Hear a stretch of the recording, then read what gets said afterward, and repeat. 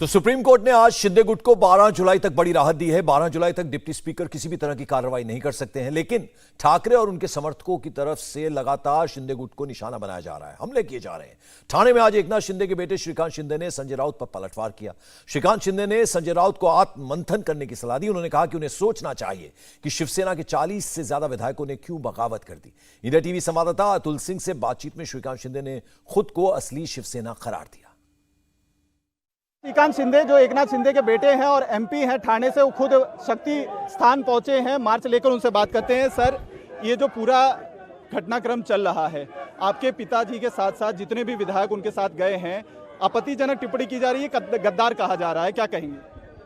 मुझे लगता है इसके बारे में जो है इंट्रोस्पेक्शन होना चाहिए कि इतने सारे लोग इतिहास में, हिस्ट्री में, कोई भी देश के इतने सारे लोग जो है 40 एमएलए जो है वो शिवसेना से और 10 से ज़्यादा एमएलए जो है वो इंडिपेंडेंट पार्टी से, इतने ज़्यादा लोग जो है नाखुश थे इस सरकार से। तो इसके बारे में जो है इंट्रोस्पेक्शन होना चाहिए और किसी को क्या बोलना है वो मुझे नहीं पता। सर, लेकिन ये भी सवाल उठता है कि 2.5 साल तक सरकार में मंत्री रहे।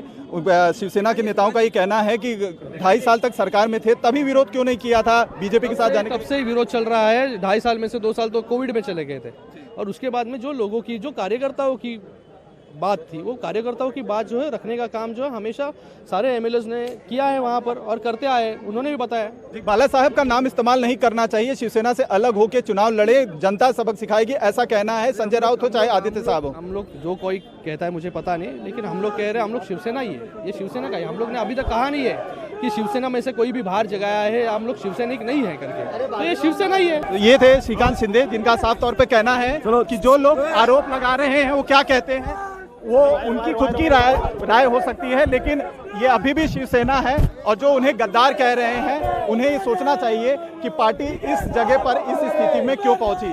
कैमरामैन देवेंद्र आयालकर के साथ अतुल सिंह, इंडिया टीवी, मुंबई।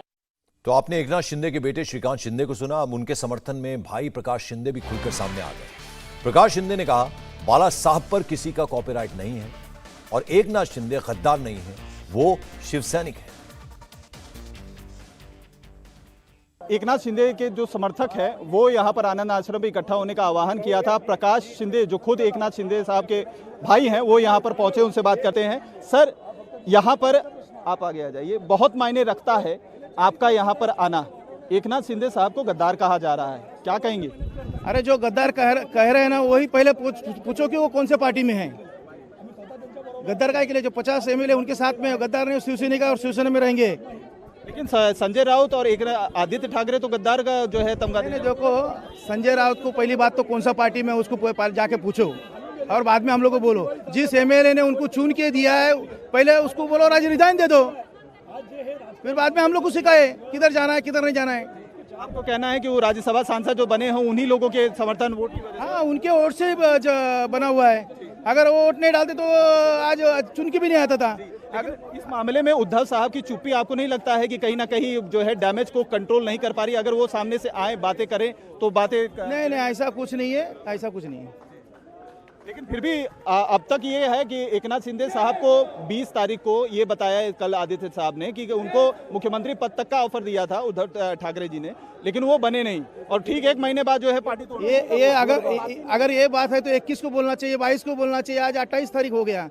हाँ, वो सब बना हुआ है, सब कुछ जो है सब गलत है। सर, ये भी तो सवाल उठता है ना कि महाविकास अघाड़ी की जिस समय सरकार बनी थी, आपका ये कहना है कि बीजेपी के साथ हमको जाना चाहिए। जो एकनाथ शिंदे साहब हैं उनका भी ये कहना है कि हमने युति की थी, उनके साथ जाना चाहिए। लेकिन 2.5 साल सरकार में रहकर मंत्री पद लेकर अचानक से हिंदुत्व का ख्याल कहाँ से आया? अचानक से नहीं हुआ है, ये हमारा जन्म से ही हिंदुत्ववादी है हम लोग, और वो हिंदुत्ववादी से हम लोग आगे गए हैं और हमेशा में हिंदुत्ववादी रहेंगे। लेकिन एनसीपी कांग्रेस के भी जो नेता है उनका कहना है कि अचानक से हिंदुत्व जो है, उन लोग कुछ भी कहने दो, उनके वजह से तो ये सब हुआ है। उन लोग राजकारण कर रहे हैं। आप लोगों को समय विरोध करना चाहिए था ना। सवाल तो यही होता है कि जिस समय बाला साहब ने कहा था कांग्रेस के साथ जाना हुआ, पार्टी खत्म कर दूंगा, ताला लगा दूंगा, तो क्यों गए उनके साथ? वो 2.5 साल हो गया, उन लोग बोल रहे थे बड़ी लेवल में, वो बड़ी बात उन लोग ही कह सकते हैं, हम लोग छोटे लोग हैं, छोटी बात कर सकते हैं। लेकिन आपको लगता है कि फाइनल जो एकनाथ शिंदे साहब ने किया है वो सही किया है? उनको जिसके साथ सामने जो लिया है डिसीजन सबसे सही डिसीजन है और महाराष्ट्र के हित के लिए है। और ये महाराष्ट्र में जो चल रही है वो थोड़े दिन में सब शांति हो जाएगी। तो इससे क्या जाएंगे बीजेपी के साथ? हम लोग बीजेपी का, हम लोग शिवसेना का पूरा है और शिवसेना में रहेंगे हमेशा। एक आखिरी सवाल, जो आदित्य ठाकरे हैं और संजय राउत है। उनका कहना है कि अगर इतना ही आपको अपने कार्यकर्ताओं पे, कैडेट पे इतना भरोसा है, बाला साहब का नाम मत लीजिए, शिवसेना का नाम मत लीजिए, मैदान में आइए, इस्तीफा देकर उसके बाद पता लग जाएगा कितनी ताकत है आपके पास। ऐसा तो तुम बोलेगा हिंदुत्व तो शिवाजी महाराज का भी नाम मत लो, हमारा दैवत है, बाला साहब हमारा दैवत है। ऐसा कोई बोल नहीं सकता है बाला साहब के बारे में। हम लोग का बाला साहब दैवत है, दिग्गज साहब दैवत है, हमेशा हम लोग नाम लेते रहेंगे। कॉपीराइट उस पे किसी का नहीं है, कोई राइट नहीं है। तो प्रकाश शिंदे को आपने सुना, एकनाथ शिंदे के भाई, उन्होंने साफ साफ ये कहा कि एकनाथ शिंदे ने जो भी निर्णय लिया है, डिसीजन लिया है, वो महाराष्ट्र के हित में है। इंडिया टीवी हर वक्त हर जगह डाउनलोड करने के लिए सर्च करें India TV news Google play store या ऐप स्टोर पर।